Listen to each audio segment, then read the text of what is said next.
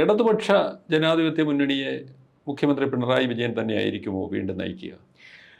അതൊരു എന്താണ് ഈ ഇംഗ്ലീഷിൽ കൗണ്ടർ ഇൻഡ്യൂട്ടീവ് ആയിട്ടുള്ള ചോദ്യമാണ്. നടക്കാൻ സാധ്യത ഉണ്ടോ എന്നുള്ളത് തന്നെ ഇല്ലെങ്കിലും നമ്മളൊന്ന് ഹൈപ്പോത്തറ്റിക്കലായിട്ട് ആലോചിക്കുക. പക്ഷെ എനിക്ക് തോന്നുന്നത് ഇപ്പോഴത്തെ അവസ്ഥയിൽ അതിനുള്ള സാധ്യത ഉണ്ട്.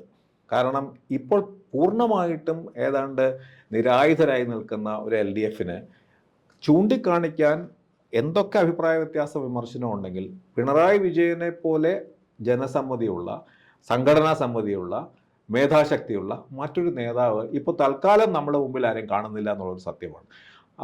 ഇപ്പോൾ ഇടതുപക്ഷത്തിന് ഇനിയിപ്പോൾ ഇതൊരു വളരെ വളരെ ഒരു നിർണായകമായ ഒരു തെരഞ്ഞെടുപ്പാണ്. ഇത് ഇടതുപക്ഷ കമ്മ്യൂണിസ്റ്റ് പാർട്ടിയുടെ 100ാം വർഷമാണ്. RSSന്റെ 100ാം ശതാബ്ദി കാലമാണ്. അപ്പോൾ RSS ശതാബ്ദി കാലത്ത് അവർ ഇന്ത്യൻ രാഷ്ട്രീയത്തിന്റെ എല്ലാ കടിഞ്ഞാണും അവരുടെ കയ്യിലെടുത്തു. കമ്മ്യൂണിസ്റ്റ് പാർട്ടികളെ സംബന്ധിച്ചിടത്തോളം ശതാബ്ദി കാലം ഏറ്റവും മോശമായ ഒരു അവസ്ഥയിലേക്ക് പോയി. ആ പടം ഒരു സംസ്ഥാനത്താണ് നിലനിൽക്കുന്നത്. ഈ 2026 ആ സംസ്ഥാനം കൂടെ പോവുകയാണെങ്കിൽ ഇടതുപക്ഷം പാർലമെന്ററി രാഷ്ട്രീയത്തിൽ നിന്ന് ഏതാണ്ട് പൂർണ്ണമായിട്ട് തന്നെ അപ്രസക്തമാവുന്നു. അപ്പോൾ ഇടതുപക്ഷത്തെ സംബന്ധിച്ചോളം, LDFനെ സംബന്ധിച്ചോളം, CPMനെ സംബന്ധിച്ചോളം കേരളം എങ്ങനെയെങ്കിലും തിരിച്ചു കിട്ടുക എന്നുള്ളത് അവരെ സംബന്ധിച്ചോളം അത്യാവശ്യമായ കാര്യമാണ്. അതുകൊണ്ടാണ് ഇപ്പോൾ 2 വർഷത്തെ 2 വർഷം 2 തവണ മത്സരിച്ചവർക്ക് പാടില്ല എന്നൊക്കെയുള്ള ചില നിയമങ്ങൾ മാറ്റിക്കൊണ്ട് തന്നെ എനിക്ക് തോന്നുന്നത് പിണറായി വിജയനും ഏറ്റവും സാധ്യതയുള്ള സ്ഥാനാർത്ഥികൾ, നിലവിലുള്ള ഏറ്റവും സ്ഥാനാർത്ഥികൾ വീണ്ടും മത്സരിക്കാൻ 2 തവണ എന്നുള്ള മാനദണ്ഡം ഇത്തവണ ഒഴിവാക്കും എന്നാണ് കേൾക്കുന്നത്. പിണറായി വിജയന്റെ കാര്യത്തിൽ അത് മുമ്പ് തന്നെ ഒഴിവാക്കിയിരിക്കുന്നു. അപ്പോൾ അദ്ദേഹത്തിന് ആരോഗ്യപരമായ പ്രശ്നമുണ്ട്. തീർച്ചയായിട്ടും അദ്ദേഹം 80 വയസ്സെന്നുള്ള ഒരു പ്രശ്നമുണ്ട്. ഇതെല്ലാം ഉണ്ടെങ്കിലും ഇപ്പോഴും ഇടതുപക്ഷത്തിന് എന്താ പറഞ്ഞ CPMന്റെ മുഖമായിട്ടും അതിൻ്റെ ഏറ്റവും മുൻനിരയിലും മറ്റൊരു നേതാവിൻ്റെ അഭാവം തീർച്ചയായിട്ടും പിണറായി വിജയനിലേക്ക് തിരിച്ച് വീണ്ടും ആശ്രയിക്കേണ്ട ഒരവസ്ഥയിലേക്ക് കാര്യങ്ങൾ എത്തിച്ചേരും എന്നാണ് എനിക്ക് തോന്നുന്നത്. അത് പിണറായി വിജയൻ അല്ല എന്നുണ്ടെങ്കിൽ നമ്മുടെ മുന്നിൽ ശ്രീമതി ടീച്ചറോ അങ്ങനെ തോമസ് ഐസക്കോ, തീർച്ചയായിട്ടും ശൈലജ ടീച്ചർ തന്നെ പോലൊരാളിനെയാണ് ഏറ്റവും സാധ്യത ഉണ്ടായിരുന്നത്. കഴിഞ്ഞ 2023 തന്നെ നമ്മൾ വിചാരിച്ചിരുന്നതാണ് ശൈലജ ടീച്ചറിൻ്റെ ആ തെരഞ്ഞെടുപ്പിലുണ്ടായ ഒരു വലിയ ആ സർക്കാരിലുണ്ടായ അവരുടെ പെർഫോമൻസിനെ മറ്റും പരിഗണിച്ചുകൊണ്ട്. പക്ഷേ CPMന്റെ ഉള്ളിലുള്ള പലതരത്തിലുള്ള സമവാക്യങ്ങളുടെ ഇടയിൽപ്പെട്ട് ശൈലജ ടീച്ചറിൻ്റെ സ്ഥാനം പിന്നിലോട്ട് പോയെങ്കിലും എനിക്ക് തോന്നുന്നത് അതുപോലെ ഒരാളെ മുന്നോട്ട് വയ്ക്കാൻ, ശൈലജ ടീച്ചറിൻ്റെ ആ അവസ്ഥയിലേക്ക് മുന്നോട്ട് വയ്ക്കാൻ വേറൊരാൾ CPMൽ ഉണ്ടോ എന്നുള്ളതിനെ പറ്റി എനിക്ക് സംശയമാണ്. അതൊരു പുറത്തുനിന്ന് കാണുന്ന ഒരു നിരീക്ഷകൻ എന്നുള്ള രീതിയിൽ മാത്രമാണ്. പക്ഷേ അതിനുള്ള ഒരു ധൈര്യവും അതിനുള്ള ഒരു തയ്യാറെടുപ്പും ഇടതുപക്ഷം CPMൽ ഉണ്ടോ എന്നുള്ളതിനെ പറ്റി എനിക്ക് വലിയ ഉറപ്പില്ല. പ്രത്യേകിച്ച് മുമ്പൊക്കെ ആണെങ്കിൽ കേന്ദ്ര കമ്മിറ്റി, പോളിറ്റ് ബ്യൂറോയുടെ തീരുമാനങ്ങൾക്ക് വളരെ പ്രാധാന്യം ഉണ്ടായിരുന്നു. പക്ഷെ നമ്മൾ അടുത്ത കാലത്തായിട്ട് കാണുന്നത് അതെല്ലാം ഇന്ന് കേരളത്തിലെ CPM നേതൃത്വത്തിന്റെ കൈപ്പിടിയിലാണ് മുഴുവൻ. അതുകൊണ്ട് അത് ഇപ്പം ഏറ്റവും ഒടുവിലുള്ള പ്രധാനമന്ത്രി ഇടപെട്ട് ഒപ്പിട്ട ഒരു സംഭവത്തിൽ CPM കേന്ദ്ര കമ്മിറ്റി അതിൽ ശക്തമായ നിലപാട് സ്വീകരിക്കുകയും ജനറൽ സെക്രട്ടറി MA ബേബി തന്നെ ഇടപെട്ട് ഒപ്പിടുന്നതിനെതിരായ നിലപാട് സ്വീകരിക്കുകയൊക്കെ ചെയ്ത ഒരവസ്ഥയുണ്ട്. അതെ, അത് തീർച്ചയായിട്ടും ഒരു വളരെ അങ്ങേയറ്റത്തെ അതൊരു വലിയ ഒരു മുന്നണിയുടെ കെട്ടുറപ്പിനെ തന്നെ അല്ലെങ്കിൽ മുന്നണിയെ തന്നെ ബാധിക്കുന്ന രീതിയിലേക്ക് ആ PM ശ്രീ പ്രശ്നം പോയതുകൊണ്ട് തീർച്ചയായിട്ടും മാത്രമല്ല അതിൻ്റെ ഒരു പൊളിറ്റിക്കൽ മൊറാലിറ്റിയുടെ ഒരു പ്രധാനപ്പെട്ട പ്രശ്നമായിട്ട് ഉയർത്തിപ്പിടിക്കാൻ MABക്ക് കഴിഞ്ഞതുകൊണ്ട് അതിനു മുമ്പിൽ തടസ്സവാദങ്ങളില്ലായിരുന്നു. പക്ഷേ അത് എല്ലാ കാര്യങ്ങളിലും ഉണ്ടാവണമെന്നില്ല. ശ്രീ പിണറായി വിജയൻ തന്നെ വിചാരിച്ചാൽ മാത്രമേ അദ്ദേഹത്തിന് ഇല്ലാത്ത അദ്ദേഹമല്ലാതെ മറ്റൊരാളെ പറ്റി ചിന്തിക്കാൻ ഇന്നത്തെ സ്ഥിതിക്ക് CPMന് കേന്ദ്ര നേതൃത്വം മുതൽ താഴെ വരെയുള്ള നേതൃത്വത്തിന് കഴിയുള്ളൂ. ചിലപ്പോൾ അദ്ദേഹം അങ്ങനെയൊക്കെ ചിന്തിച്ചുകൂടായെന്നൊന്നുമില്ല.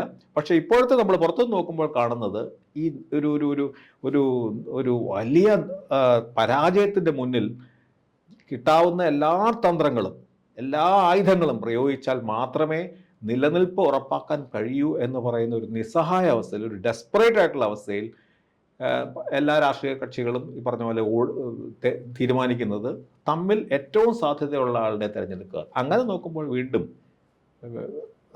പറഞ്ഞ പോലെ ഒരു മുഖ്യമന്ത്രി സ്ഥാനാർത്ഥിയായിട്ട് തന്നെ അദ്ദേഹം രംഗപ്രവേശം ചെയ്താൽ അത്ഭുതപ്പെടാനില്ല. ഇപ്പോൾ ഈ തദ്ദേശ തെരഞ്ഞെടുപ്പിൻ്റെ ഒരു കണക്കെടുപ്പ് വെച്ച് നമ്മൾ പരിശോധിക്കുമ്പോൾ 2 മണ്ഡലങ്ങളിലാണ് BJP വ്യക്തമായ മുൻതൂക്കം കൈവരിച്ചത്. അതും വളരെ വ്യക്തമെന്ന് പറയാൻ പറ്റില്ല. എങ്കിലും തിരുവനന്തപുരം ജില്ലയിലെ നേമവും വട്ടിയൂർക്കാവും, ഈ 2 മണ്ഡലങ്ങളിൽ മാത്രമാണ് ഈ 140 മണ്ഡലങ്ങളിൽ അവർ മുന്നിൽ എത്തിയിട്ടുള്ളത്. അപ്പോൾ സ്വാഭാവികമായിട്ടും BJPയുടെ ഒരു സാധ്യത എങ്ങനെയാണ്? ഈ BJP നമ്മൾ 2024 തെരഞ്ഞെടുപ്പ് നമ്മൾ കണ്ടത് 11 ഇടങ്ങളിൽ 1-ാം സ്ഥാനത്ത് വന്നു, 9 ഇടങ്ങളിൽ 2-ാം സ്ഥാനത്ത് വന്നു. ഈ തെരഞ്ഞെടുപ്പിൽ വളരെ കൃത്യമായിട്ട് 2-3 സ്ഥലങ്ങളിൽ മാത്രമാണ് അങ്ങനെ വരാൻ കഴിഞ്ഞത്. ഇപ്പോൾ സന്തോഷ് പറഞ്ഞ പോലെ തിരുവനന്തപുരം ജില്ലയുടെ കാര്യത്തിൽ. പക്ഷേ അങ്ങനെയാണെങ്കിലും അസംബ്ലി തെരഞ്ഞെടുപ്പാകുമ്പോൾ തീർച്ചയായിട്ടും ഒരു 3-4 സീറ്റിലേക്ക് പോലും വിജയത്തിന്റെ അടുത്തെത്തുവോ, അല്ലെങ്കിൽ ചില സീറ്റുകൾ തിരുവനന്തപുരവും കഴക്കൂട്ടവും പോലും അവർ മുന്നിൽ വന്നു. അതെ, തിരുവനന്തപുരം കഴക്കൂട്ടം ആവാം, നേമം വളരെ വലിയ വട്ടിയൂർക്കാവും ഓൾറെഡി അവർ മുന്നിലാണ് തീർച്ചയായിട്ടും. അപ്പോൾ ആറ്റിങ്ങലിൽ മുമ്പ് മുന്നിൽ വന്നിട്ടുണ്ട്. അതെ, പക്ഷേ നിയമസഭാ തെരഞ്ഞെടുപ്പ് ആകുമ്പോൾ പ്രത്യേകിച്ച് ഇങ്ങനെയുള്ള വലിയ അപകടകരമായിട്ട് അല്ലെങ്കിൽ BJP ഏതാണ്ട് ജയിക്കുമെന്ന് ഉറപ്പുള്ള മണ്ഡലങ്ങളിൽ വാസ്തവത്തിൽ ഒരു പൊളിറ്റിക്കൽ ഒരു റീഅലൈൻമെൻറ്റിൻ്റെ സാധ്യത നമ്മളിപ്പോൾ പൂർണ്ണമായിട്ടും ന്യൂനപക്ഷങ്ങൾ UDFൻ്റെ പിന്നിലാണ് നിരക്കുമോ എന്നുള്ളതിനെക്കുറിച്ചൊക്കെ എനിക്ക് സംശയമുണ്ട്. കാരണം ഇതിപ്പോൾ ഇനി പുതിയൊരു ഇപ്പോൾ നേമത്ത് ഇപ്പോൾ രാജീവ് ചന്ദ്രശേഖരെ പോലെ ഒരാളാണ് മത്സരിക്കുന്നതെങ്കിൽ അദ്ദേഹത്തിൻ്റെ ജയം, ഇതിനു മുമ്പ് പറഞ്ഞ പോലെ O രാജഗോപാലിൻ്റെ വിജയം ഒരുക്കിയതിൽ വലിയൊരു പങ്ക് വഹിച്ചത് കോൺഗ്രസ് തന്നെയാണ്. വളരെ ദുർബലനായ ഒരു സ്ഥാനാർത്ഥിയെ കൊണ്ട് നിർത്തി എന്നുള്ളതുകൊണ്ടാണ്. അപ്പോൾ തീർച്ചയായിട്ടും ഇനി അങ്ങനെ ഒരു പരീക്ഷണത്തിന് കോൺഗ്രസ് തയ്യാറാകുമോ എന്നുള്ളതിനെ പറ്റി എനിക്ക് സംശയമാണ്. പക്ഷേ 2-3 സീറ്റെങ്കിലും ജയിച്ചാൽ അത്ഭുതപ്പെടാനില്ല എന്നാണ് എൻ്റെ അഭിപ്രായം. ഇനി നമുക്ക് ഈ കഴിഞ്ഞ വർഷത്തെ ഏറ്റവും പ്രധാനപ്പെട്ട ഭരണപരമായ സംഭവങ്ങളിലേക്ക് വരാം. അതിലേറ്റവും പ്രധാനപ്പെട്ടത് ഒന്ന് അതിദാരിദ്ര്യ നിർമ്മാർജ്ജന പദ്ധതിയാണ്. അപ്പോൾ കേരളത്തിലെ 64,000 കുടുംബങ്ങളെയാണ് സർക്കാർ അതിദാരിദ്ര്യ മുക്തിയിലേക്ക് കൊണ്ടുവന്നത്. അത് യഥാർത്ഥത്തിൽ ഈ സർക്കാർ 2001-ൽ 2-ാം പിണറായി സർക്കാർ അധികാരത്തിൽ വന്ന് ആദ്യത്തെ മന്ത്രിസഭാ യോഗം എടുത്ത തീരുമാനമായിരുന്നു. അപ്പോൾ ഇത് അങ്ങനെ ഒരു വലിയ, അതായത് 64,000 കുടുംബങ്ങളെ അതിദാരിദ്ര്യത്തിൽ നിന്ന് മുക്തരാക്കിയ ഒരു ഗവൺമെൻറ് മുന്നോട്ട് വന്നിട്ടും പക്ഷേ അത് തദ്ദേശ തെരഞ്ഞെടുപ്പിൽ അത് ഒട്ടും പ്രയോജനകരമായ ഒന്നും കണ്ടില്ല. മാത്രമല്ല ഈ നിയമസഭാ തെരഞ്ഞെടുപ്പിലേക്ക് പോകുമ്പോൾ അതെങ്ങനെ? ഈ തെരഞ്ഞെടുപ്പുകളുടെ ഒരു പ്രത്യേകത അതിൽ വളരെ എന്താ പറയുക, വളരെ കൃത്യമായ ഒബ്ജക്റ്റീവായിട്ട് അല്ലെങ്കിൽ വസ്തുനിഷ്ഠമായ ആലോചനകളുടെ ഫലമായി എടുക്കുന്ന ഒരു തെരഞ്ഞെടുത്ത എന്താ പറയുക ഒരു പ്രിപ്പയർ ചെയ്ത ഒരു തീരുമാനമല്ല തെരഞ്ഞെടുപ്പിലെ ഏറ്റവും പ്രധാനപ്പെട്ട പങ്ക് വഹിക്കുന്നത്. ആൾക്കാരുടെ തെരഞ്ഞെടുപ്പിലെ വോട്ടിംഗ് ചോയ്സ് പലപ്പോഴും വൈകാരികമായ അല്ലെങ്കിൽ പൊതുവേ അന്തരീക്ഷത്തിൽ നിലനിൽക്കുന്ന ഒരു പ്രതിച്ഛായയുടെയും ആകെ വീശിയടിക്കുന്ന കാറ്റുകളുടെയും ഒക്കെ അതാണ് വാസ്തവത്തിൽ വലിയ ഇപ്പോൾ നമ്മൾ 57-ലെ തെരഞ്ഞെടുപ്പ് അറിയാം. 57-ൽ കേരളം കണ്ട ഏറ്റവും നല്ല സർക്കാരാണെന്ന് ഇപ്പോൾ കോൺഗ്രസ്സുകാർ പോലും ഒരു പരിധിവരെയെങ്കിലും സമ്മതിക്കുന്നവരാണ്. കേരളത്തിൻ്റെ ചരിത്രത്തെ തന്നെ മാറ്റിമറിച്ച പരിഷ്കാരങ്ങൾ കൊണ്ടുവന്ന സർക്കാരാണ്. ഏറ്റവും താണ വിഭാഗത്തിൽ നിന്ന് പോലും പ്രാതിനിധ്യം ലഭിച്ച ഒരു മന്ത്രിസഭയാണ്. ഏറ്റവും പ്രതിഭാധനന്മാരുടെ മന്ത്രിസഭയാണ്. ഇതൊക്കെയായിട്ട് നമ്മൾ കണ്ടത് 57-60-ലായപ്പോഴേക്കും പരാജയപ്പെടും. തീർച്ചയായിട്ടും വോട്ടിൻ്റെ എണ്ണത്തിൽ കുറച്ച് മുമ്പോട്ട് വന്നെങ്കിലും വലിയ പരാജയമാണ് പിന്നെ തെരഞ്ഞെടുപ്പിൽ ഉണ്ടായത്. അതുകൊണ്ട് പലപ്പോഴും ഒരു ഗവൺമെൻറ് ഒരു ഗവൺമെൻറ് 4-5 വർഷം കൊണ്ട് സ്വീകരിക്കുന്ന അതിൻ്റെ വളരെ വലിയ പ്രധാനപ്പെട്ട പദ്ധതികളെ ആശ്രയിച്ചാൽ ആ സമയത്തുണ്ടാകുന്ന ഒരു ഇമോഷൻ, ഒരു വൈകാരികമായിട്ടുള്ള ഒരു അവസ്ഥ അനുസരിച്ചാണ് പലപ്പോഴും തെരഞ്ഞെടുപ്പിൽ വോട്ട് മറിയുന്നത്. അതുകൊണ്ട് എനിക്ക് തോന്നുന്നത് ഇപ്പോൾ നേരത്തെ പറഞ്ഞ പോലെ, സന്തോഷ് പറഞ്ഞ പോലെ പലതരത്തിലുള്ള ഒരുപക്ഷെ ഇടതുപക്ഷ സർക്കാരുകൾക്ക് മുമ്പൊന്നും ഇല്ലാത്ത തരത്തിലുള്ള ഇൻഫ്രാസ്ട്രക്ചർ, ഈ അടിസ്ഥാന സൗകര്യങ്ങളുടെ വർധന, സമ്പൂർണ്ണ ഡിജിറ്റൽ സാക്ഷരത, പിന്നെ വിഴിഞ്ഞം പദ്ധതി, ഇങ്ങനെ കുറേയേറെ പദ്ധതികൾ, നാഷണൽ ഹൈവേയുടെ നിർമ്മാണം, ഇങ്ങനെ കേരളം കണ്ട ഏറ്റവും പ്രധാനപ്പെട്ട ഇൻഫ്രാസ്ട്രക്ചർ ബിൽഡിംഗ് അതൊരുപക്ഷെ അത് ഈ സർക്കാർ മാത്രമല്ല, അതിനു മുമ്പുണ്ടായിരുന്ന UDF സർക്കാർ തുടക്കം കുറിച്ചതാണെങ്കിലും ഈ സർക്കാർ വളരെ ശക്തമായി ഇത് മുന്നോട്ട് കൊണ്ടുപോയി എന്നുള്ളതിനെപ്പറ്റി ഒരു സംശയമില്ലാത്ത കാര്യമാണ്. പക്ഷെ അതൊന്നും ഈ തെരഞ്ഞെടുപ്പുകളിലെ ഒരു മുഖ്യ വിഷയമായിട്ട് മാറാറില്ല. അത് കേരളത്തിൽ മാത്രമല്ല, മിക്കവാറും എല്ലായിടത്തും അതുണ്ടാക്കുന്ന ആ സമയത്തുണ്ടാക്കുന്ന അന്തരീക്ഷത്തിൻ്റെ സ്വഭാവം അനുസരിച്ചാണ് പലപ്പോഴും ചോയ്സ് വരുന്നത്. അതുകൊണ്ട് ഈ അതിദാരിദ്ര്യ നിർമ്മാർജ്ജനം പോലും ഇപ്പോൾ കേരളത്തിൽ മറ്റൊരു പ്രധാനപ്പെട്ട സംഗതി, കേരളത്തിൽ ഈ കഴിഞ്ഞ ഒരു 10-20 വർഷത്തിനിടയിൽ ഉണ്ടായിരിക്കുന്ന സാമൂഹ്യ ഘടനയിൽ വന്നിരിക്കുന്ന ഒരു വലിയ മാറ്റമുണ്ട്. നമ്മുടെ ഈ മധ്യവർഗത്തിൻ്റെ ഒരു വലിയ ശക്തി, പഴയ പോലെയുള്ള ഇപ്പോൾ എന്താ പറയുക പരമ്പരാഗത വ്യവസായങ്ങൾ ജോലി ചെയ്തിരുന്നവർ അവരൊന്നും ഇല്ല ഇന്ന്. അപ്പോൾ ഈ ഇടതുപക്ഷത്തിൻ്റെ വലിയ ശക്തമായിട്ടുള്ള പിന്തുണയ്ക്കയുടെ പ്രധാനപ്പെട്ട കേന്ദ്രങ്ങളായിരുന്ന ആ വിഭാഗങ്ങളൊക്കെ ഇന്ന് മധ്യവർഗവൽക്കരിക്കപ്പെട്ട ഒരു സമൂഹമാണ്. അപ്പോൾ ഈ ക്ലാസ് ഇഷ്യൂസ്, ഇപ്പോൾ ദാരിദ്ര്യ നിർമ്മാർജ്ജനം അല്ലെങ്കിൽ പിന്നെ തീർച്ചയായിട്ടും അതിദരിദ്രം ഉണ്ടായിട്ടാണ് ഇന്നീക്വാളിറ്റി വളരെയധികം വർദ്ധിച്ച ഒരു കാലമാണ്. ഒട്ടും ഈ കേരളത്തിൻ്റെ വികസനത്തിൽ വലിയ സ്ഥാനമൊന്നും ലഭിക്കാതെ പോയ വിഭാഗങ്ങൾ ഇപ്പോഴും ഉണ്ടെങ്കിലും കേരളത്തിലെ ഈ മധ്യവർഗം ഡോമിനേറ്റ് ചെയ്യുന്ന ഒരു സമൂഹമായി മാറിക്കഴിഞ്ഞു. അതുകൊണ്ട് പഴയ തരത്തിലുള്ള ക്ലാസ് ഇഷ്യൂസോ ക്ലാസ് ഡിമാൻഡുകളോ ഉയർത്തിക്കൊണ്ട് ഇടതുപക്ഷത്തിന് നിൽക്കാൻ കഴിയില്ല എന്നുള്ള തിരിച്ചറിവിൻ്റെ ഫലമായിട്ടാണ് ഈ പുതിയ മധ്യവർഗത്തിനെ ആകർഷിക്കാൻ കഴിയുന്ന ഇൻഫ്രാസ്ട്രക്ചർ, മറ്റേ വികസനം, നഗരവികസനം മുതലായ റെയിൽ പോലൊരു സംഗതി പരാജയപ്പെട്ടെങ്കിലും ആ ഒരു ലക്ഷ്യം, നാഷണൽ ഹൈവേ, ഇതൊക്കെ ശ്രമിച്ചുകൊണ്ട് ഈ മാറ്റം വലിയ. അപ്പോൾ ഈ ഇടതുപക്ഷത്തെ സംബന്ധിച്ചുള്ള ഒരു വലിയ ബാലൻസിങ്, ഒരു വശത്ത് അവർക്ക് ഈ മധ്യവർഗത്തിനെ പിന്നെ സന്തോഷിപ്പിക്കുന്ന തരത്തിലുള്ള ഈ നവലിബറൽ എന്ന് വിളിക്കാവുന്ന തരത്തിലുള്ള പദ്ധതികൾ കൊണ്ടുവരാതിരിക്കാൻ കഴിയില്ല. കാരണം ഈ പുതിയ ക്ലാസ്സിനെ നിങ്ങൾ എങ്ങനെ ആകർഷിക്കും എന്നുള്ള പ്രശ്നമാണ്. നേരത്തെ മറ്റേ ഹിന്ദു മൈനോറിറ്റി പ്രശ്നം പോലെ തന്നെയാണ് അവരെ കൊണ്ട് ആശയക്കുഴപ്പത്തിലാക്കിയത്. അതുകൊണ്ട് ഇത് ബാലൻസ് ചെയ്യാനുള്ള ശ്രമമാണ്. അപ്പോൾ തീർച്ചയായിട്ടും അതുകൊണ്ടാണ് ഇപ്പോൾ വി.ഡി. സതീശനൊക്കെ ഇത് ഏറ്റവും വലിയ വലതുപക്ഷ സർക്കാരാണ് എന്ന് പറയുന്നത്. ഈ ഇതുപോലത്തെയുള്ള ന്യൂ ലിബറൽ ആയിട്ടുള്ള പദ്ധതികൾ മാത്രം ശ്രദ്ധിക്കുന്നു.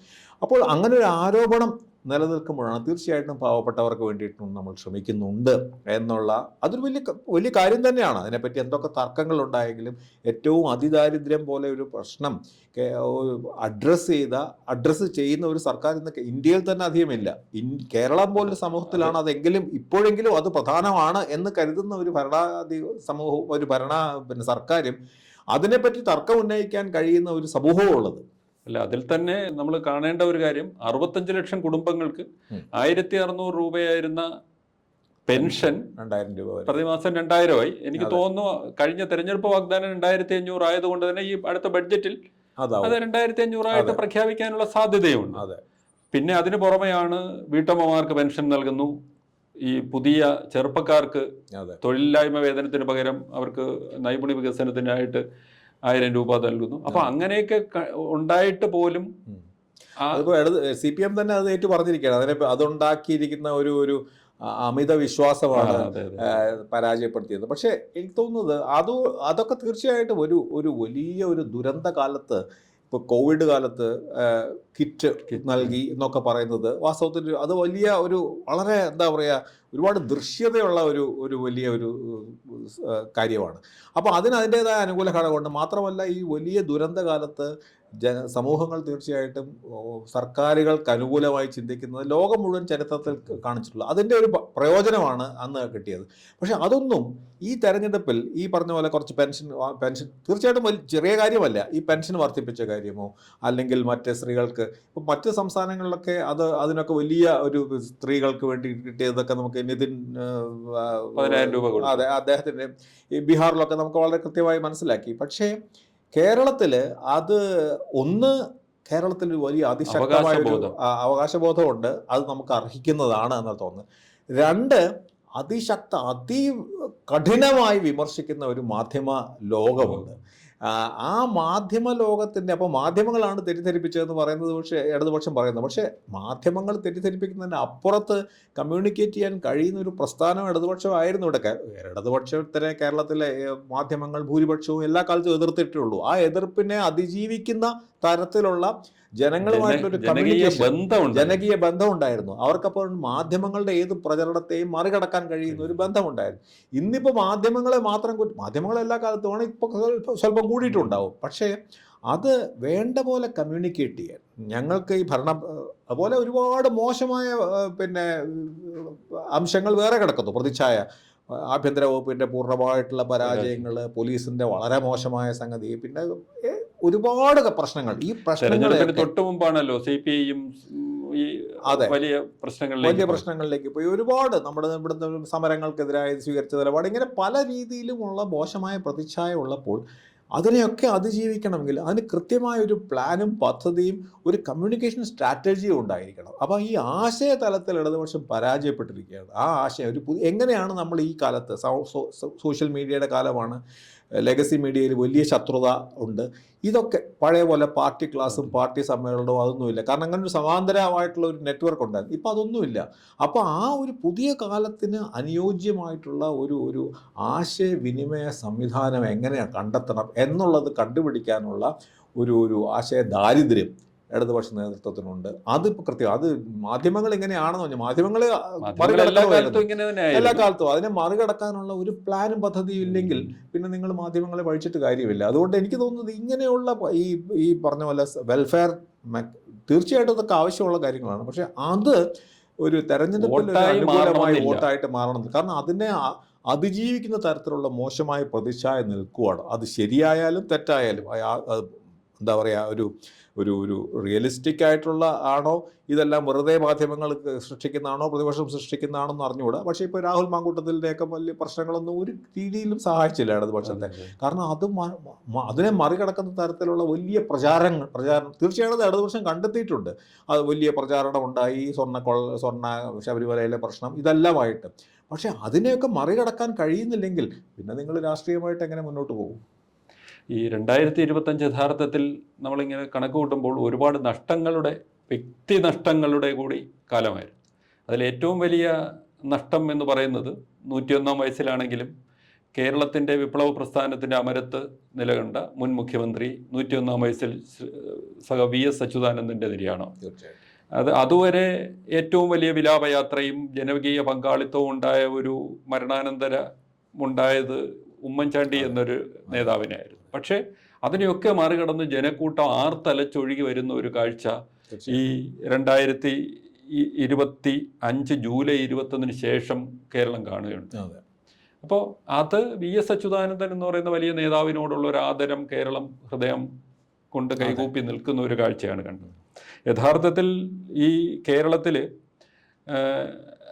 കഴിഞ്ഞ വർഷം തുടങ്ങിയത് തന്നെ ജനുവരി 11 നമ്മുടെ ഭാവഗായകനായ പി ജയചന്ദ്രൻ്റെ നിര്യാണത്തോടു കൂടിയാണ് നമ്മുടെ ആ വർഷം യഥാർത്ഥത്തിൽ നമ്മളെ കരയിപ്പിച്ചുകൊണ്ട് തന്നെ തുടങ്ങിയത്.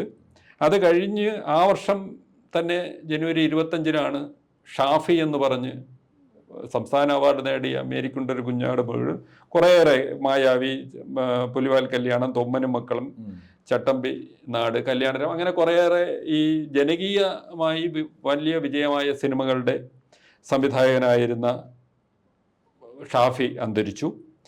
മാർച്ച് 13 ദളിത് ആക്ടിവിസ്റ്റും എഴുത്തുകാരനുമായിരുന്ന KK കൊച്ച് നമ്മോട് വിട പറഞ്ഞു. ഏപ്രിൽ 26 MGS നാരായണൻ എന്ന പ്രഗത്ഭനായ ചരിത്രകാരൻ നമ്മെ വിട്ടുപോയത്.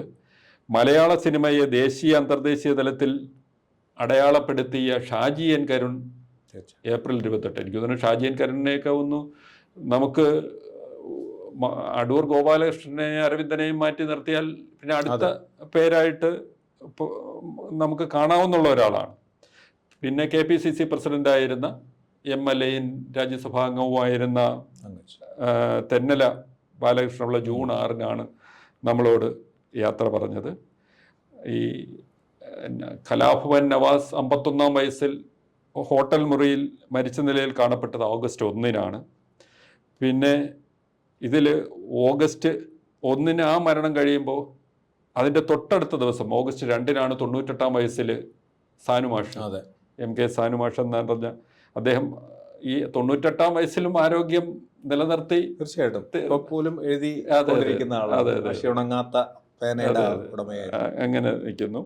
ഇപ്പോൾ കേരളത്തിൽ ആദ്യത്തെ വനിതാ ഫോറൻസിക് സർജനായിരുന്ന ഡോക്ടർ ഷെർലി വാസു സെപ്റ്റംബർ 4 അന്തരിച്ചത്. അത് ആദ്യത്തെ ഫോറൻസിക് സർജൻ എന്നുള്ളതിന് ഉപരി ഈ സൗമ്യ വധക്കേസ് ഉൾപ്പെടെ കുറേയേറെ വളരെ ശ്രദ്ധേയമായ കേരളത്തിൻ്റെ ശ്രദ്ധ പിടിച്ചു പറ്റിയ കേസുകളിലൊക്കെ തെളിവ് കണ്ടെത്തിയ ആളുകൂടിയായിരുന്നു. പോസ്റ്റ്മോർട്ടം ടേബിൾ എന്ന് പറഞ്ഞ ഈ ഫോറൻസിക് അന്വേഷണം എങ്ങനെയാണ് എന്നുള്ള ഒരു പുസ്തകം തന്നെ എഴുതിയ ഷെർലി വാസുവിന് ഈ വനിതാരത്നം ഉൾപ്പെടെയുള്ള സംസ്ഥാന സർക്കാരിൻ്റെ പുരസ്കാരങ്ങളും ലഭിച്ചിരുന്നു. നവംബർ 29 കോഴിക്കോട് MLA-യും CPM നേതാവുമായിരുന്ന കാനത്തിൽ ജമീല അന്തരിച്ചത്. പക്ഷേ ഈ കഴിഞ്ഞ കുറേ നാളായി അസുഖബാധിതനായിരുന്നു നടൻ ശ്രീനിവാസൻ. അപ്പോൾ അദ്ദേഹം നടനാണോ സംവിധായകനാണോ അല്ല തിരക്കഥാകൃത്താണോ അതോ ഇനിയിപ്പോൾ ഈ ഒരുപാട് പേര് പറയുന്നുണ്ട് ഈ കുഞ്ചൻ നമ്പ്യാരുടെ ആധുനിക കാലത്തിൻ്റെ ഒരു പുതിയ ഒരു പ്രതിഭ എന്നുള്ള നിലയിലുണ്ട്. പക്ഷെ അദ്ദേഹം തിരിച്ചു വരുന്നു എന്ന് പറഞ്ഞ് പുതിയ സിനിമകളിലൊക്കെ അഭിനയിക്കുന്നു. കുറുക്കൻ എന്നൊക്കെ പറഞ്ഞിട്ടുള്ള വേഷങ്ങളിൽ വന്ന് വളരെ സജീവമാവുന്നു എന്ന ഒരു പ്രതീതി സൃഷ്ടിച്ചുകൊണ്ട് സത്യൻ അന്തിക്കാട് തന്നെ പറഞ്ഞു, അതായത് പുതിയൊരു സിനിമ മോഹൻലാലിനെ വെച്ച് അതിൻ്റെ ആലോചനകൾക്കിടയിലാണ് അദ്ദേഹം യാത്ര പറഞ്ഞത്. അപ്പോൾ അങ്ങനെ ഈ ഒരു കാലം യഥാർത്ഥത്തിൽ നമ്മളെ വളരെ നഷ്ടമുണ്ടാക്കുന്ന ഒരു കാലം കൂടിയായിരുന്നു 2025. ഈ നഷ്ടമുണ്ടാക്കുന്നു എന്ന് പറയുമ്പോഴും 2025 ദേശീയ തലത്തിൽ അംഗീകരിക്കപ്പെടുകയുണ്ടായി. അതിലാദ്യത്തെ പുരസ്കാരം എന്ന് പറഞ്ഞ് നമ്മുടെ മുന്നിലേക്ക് വന്നത് MT വാസുദേവൻ നായർക്ക് മരണാനന്തരം പ്രഖ്യാപിക്കപ്പെട്ട പത്മവിഭൂഷണാണ്. അത് അദ്ദേഹത്തിൻ്റെ മകൾ അശ്വതിയാണ് ഏറ്റുവാങ്ങിയത്. എന്നാൽ ഈ കഴിഞ്ഞ വർഷത്തെ ഏറ്റവും ശ്രദ്ധേയമായ പുരസ്കാരം എന്ന് പറയുന്നത് മോഹൻലാലിന് കിട്ടിയ ദാദാ സാഹിബ് ഫാൽക്കെ അവാർഡാണ്. അത് സ്വാഭാവികമായിട്ടും വലിയ രീതിയിൽ അടൂർ ഗോപാലകൃഷ്ണന് ശേഷം മലയാളത്തിന് കിട്ടിയ ദാദാ സാഹിബ് ഫാൽക്കെ അവാർഡ് എന്നുള്ള നിലയിൽ വളരെയേറെ ശ്രദ്ധിക്കപ്പെട്ട ഒരു പുരസ്കാരമാണ്. പക്ഷെ കഴിഞ്ഞ ദേശീയ പുരസ്കാരത്തിൽ 2 പുരസ്കാരം, സഹനടനുള്ള പുരസ്കാരം പൂക്കാലം എന്നുള്ളൊരു സിനിമയ്ക്ക് വിജയരാഘവന്, നടി ഉർവശിക്ക് സഹനടി എന്നുള്ള നിലയിൽ ഉള്ളൊഴുക്കിലും കിട്ടി. പക്ഷെ അത് മികച്ച നടി എന്നുള്ള നിലയിൽ പരിഗണിക്കപ്പെട്ടതിന് ശേഷമാണ് പിന്നെ ഒരു ഒത്തുതീർപ്പ് എന്നുള്ള നിലയിൽ കിട്ടിയത് എന്നുള്ളതിൽ. പക്ഷെ അതിലേറ്റവും സങ്കടകരമായ ഒരു കാര്യമുണ്ട്. മലയാളത്തെ അങ്ങേയറ്റം അപഹസിക്കുന്ന കേരള സ്റ്റോറി എന്ന സിനിമയ്ക്ക് 2 ദേശീയ പുരസ്കാരം കിട്ടി എന്നുള്ളതുണ്ട്. അവിടെ കേരളം ഫിഗർ ചെയ്തിട്ടുണ്ട്. അതെ അതെ അതെ അതെ. പിന്നെ മലയാള സിനിമയെ പറ്റി നോക്കുകയാണെങ്കിൽ എമ്പുരാൻ ഉള്ളടക്കം കൊണ്ട് വളരെ വലിയ ശ്രദ്ധ വരികയും പിന്നെ ഒരു കളക്ഷൻ എന്നുള്ള നിലയിൽ വലിയ രീതിയിൽ വന്നു. പിന്നെ അതിനേക്കാൾ പറയുക അഭിനേതാക്കളുടെ സംഘടന അതുവരെ പുരുഷ കേന്ദ്രീകൃതമായിരുന്നത് ഭാരവാഹികൾ സ്ത്രീകളായി ശ്വേതാ മേനോൻ പ്രസിഡന്റ് ആയിക്കൊണ്ട് ഒരു പുതിയ സ്ത്രീകൾ നേതൃത്വം നൽകുന്ന അത് മലയാള സിനിമയിൽ അതുവരെ പുലർത്തി വന്ന ഒരു കാഴ്ചയ്ക്ക് വിരുദ്ധമായ കാഴ്ചയായിരുന്നു. പിന്നീട്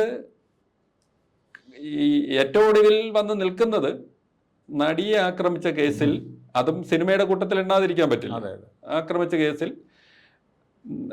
നടൻ ദിലീപിനെ കുറ്റവിമുക്തനാക്കിക്കൊണ്ടുള്ള കോടതി വിധിയാണ്. അതിന്റെ അപ്പീൽ പോകുന്നതിനെ കുറിച്ചുള്ള ആലോചനകളും പ്രഖ്യാപനങ്ങളും ഒക്കെ ഉണ്ടായി. അതിനി എത്രത്തോളം മുന്നോട്ട് പോകുന്നു എന്നുള്ളതൊക്കെ ഇനി കാത്തിരുന്ന് കാണേണ്ടതേ ഉള്ളൂ.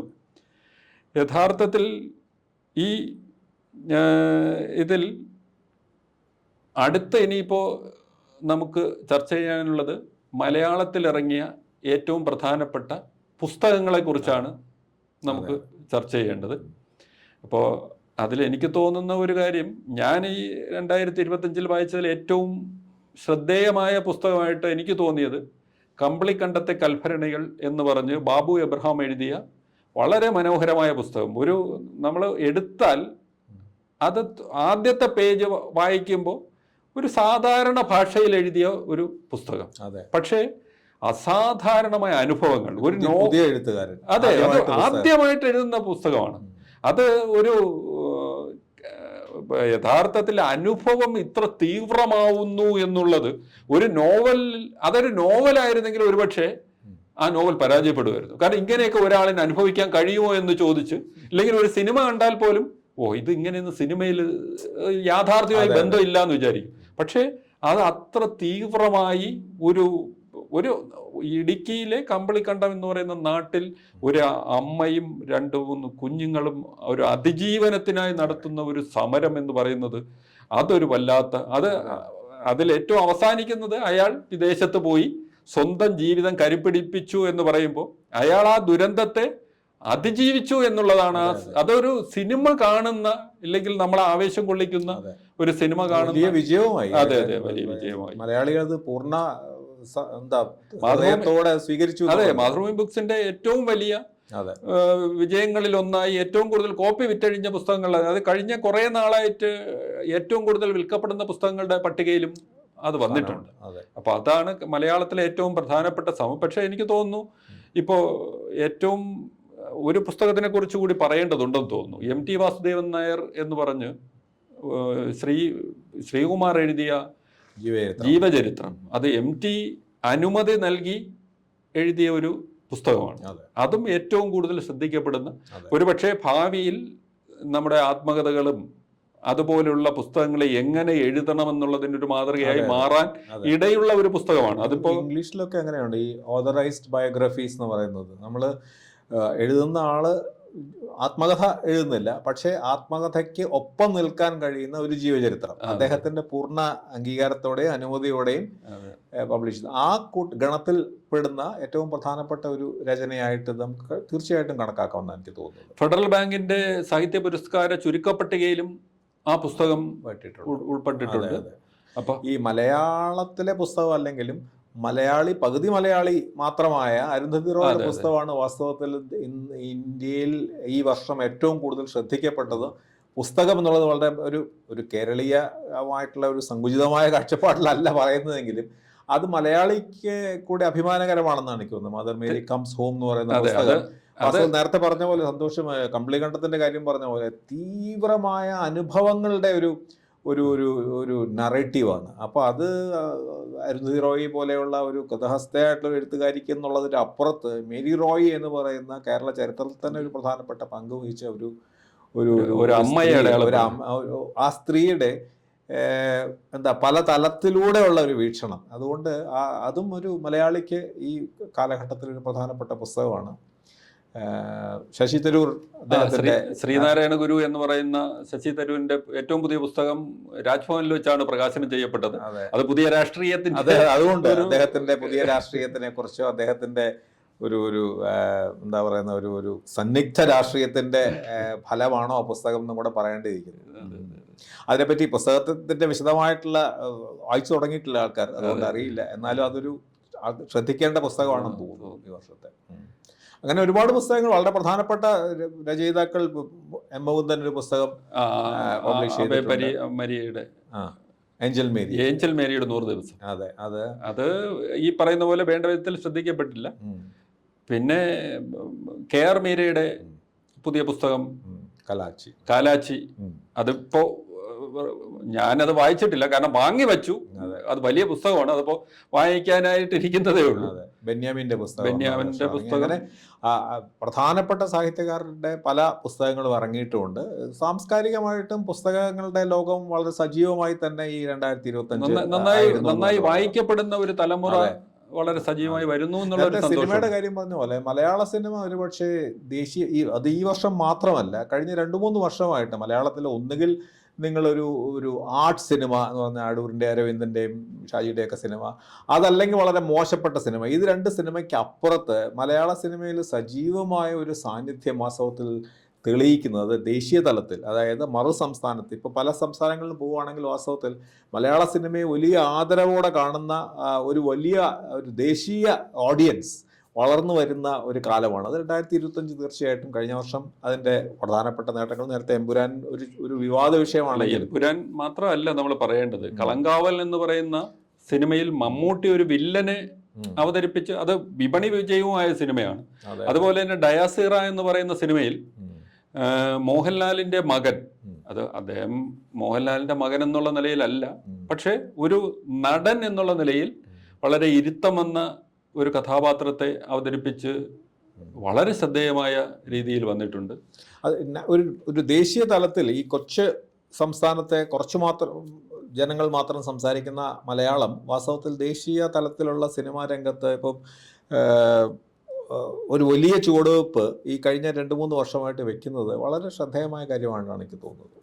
പ്രണവിൻ്റെ ഡയാസിറയെ പറ്റി നമ്മൾ പറയുമ്പോൾ അതിനേക്കാളും ശ്രദ്ധിക്കപ്പെടേണ്ട വേറൊരു സിനിമയും ഉണ്ട്. അത് ലോകയാണ്. ഇപ്പോൾ ഇതിനകം തന്നെ 300 കോടി രൂപ കളക്ട് ചെയ്ത് കഴിഞ്ഞ ഒരു മലയാള സിനിമ 300 കോടി പോയിട്ട് 50 കോടി തന്നെ വലിയൊരു അപ്പോൾ ചരിത്രമായി മാറുന്ന കാലത്താണ് 300 കോടി ലോക മാർക്കറ്റിൽ നിന്ന് മലയാള സിനിമ. മാത്രമല്ല ഇപ്പോൾ ഈ ബ്രഹ്മാണ്ഡ സിനിമകൾ എന്ന് പറഞ്ഞുകൊണ്ട് കന്നഡയിലും തെലുങ്കിലും ഒക്കെ ഉണ്ടാവുന്ന സിനിമകളിൽ നിന്ന് വ്യത്യസ്തമായിട്ട് ഇത് കൂടുതൽ അർത്ഥവത്തായിട്ടുള്ള കൂടുതൽ എന്താ സാരവത്തായ സിനിമകളാണ് ഇവിടെ നമ്മുടെ ഈ പ്രധാനപ്പെട്ട വലിയ നമ്മുടെ ബ്രഹ്മാണ്ഡ സിനിമകളാവുന്നത്. അത് വലിയ അഭിമാനകരമായ കാര്യമാണ്. ഇവിടുത്തെ ഏറ്റവും പ്രധാനപ്പെട്ട ചില കച്ചവട സിനിമ എന്നൊക്കെ പെടുന്നവരടക്കം ഇപ്പോൾ ഡൊമിനിക് അരുൺ എന്ന് പറയുന്ന ആളാണ് ഈ ലോകയുടെ. ഈ ലോക വാസ്തവത്തിൽ വലിയ ചർച്ചയാണ് ഇന്ത്യയിൽ ഉണ്ടായിരിക്കുന്നത്. എത്രമാത്രം അതിന് അർഹമാണോ എന്നുള്ളത് മറ്റൊരു വിഷയം. പക്ഷേ ഈ മലയാള സിനിമ ഈ പുതിയ സാധ്യതകൾ തേടുന്നത് പിന്നെ ദേശീയ തലത്തിലുള്ള പല സംവിധായകരും ആക്ടേഴ്സും ഒക്കെ മലയാള സിനിമയിലാണ് ഈ പുതിയ ഓപ്പണിങ്. അപ്പോൾ എനിക്ക് തോന്നുന്നു ഈ പുതിയ സാധ്യതകളേക്ക് വേണ്ടി പുതിയ പരീക്ഷണങ്ങൾ ഒക്കെ നടത്തുന്നതിൽ വാസ്തവത്തിൽ ഇന്ന് ഏതൊരു ഭാഷയെക്കാട്ടിലും മലയാളത്തിലെ പുതിയ സംവിധായകർ, അതായത് കന്യ സംവിധായകർ, അത് ഈ ആർട്ട് കൊമേഴ്സ് എന്നുള്ള പഴയ ബൈനറികൾക്ക് അപ്പുറത്ത് ഒരു പുതിയ സ്പേസ് കണ്ടെത്തുന്നു എന്നുള്ളത് വാസ്തവത്തിൽ വലിയ അഭിമാനകരമായ കാര്യമായിട്ടാണ് എനിക്ക് തോന്നുന്നത്. അപ്പോൾ നമുക്ക് സാഹിത്യത്തിലും സിനിമയിലും പുതിയ ആൾക്കാരെയാണ് നമ്മൾ പ്രതീക്ഷ അർപ്പിച്ചുകൊണ്ടാണ് 2025 വിട പറയുന്നത്. അപ്പോൾ പുതിയ കാഴ്ചകളും പുതിയ വിഭവങ്ങളുമായി 2026 നമുക്ക് മുന്നിലെത്തുമെന്ന് പ്രതീക്ഷിക്കും.